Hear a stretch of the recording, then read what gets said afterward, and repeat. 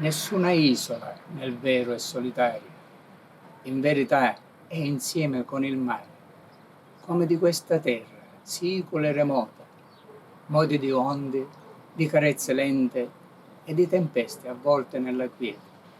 Nessun deserto è come sembra e appare, sotto le sabbie scure, a forze sconosciute, e noi di quell'insieme siamo parte, e ne sentiamo le sintonie narranti. È musica, è un mistero la parola, da quei sussurri di archetipi viventi che ci confronta l'anima e il respiro, vite pulsanti e immagini d'insieme, di universi sparsi intorno e più lontani, da quelle disarmoniche armonie fatte di vette e abissi del pensiero fra le galassie e in quelle che chiamiamo noi.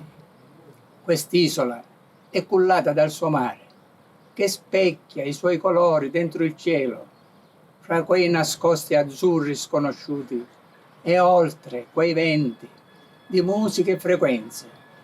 Sono lo scambio fra le ali dell'Ulisse e i timonieri, che volano e ammirano un vulcano dell'isola che sembra solitaria, fatta di miti e fuochi sognatori.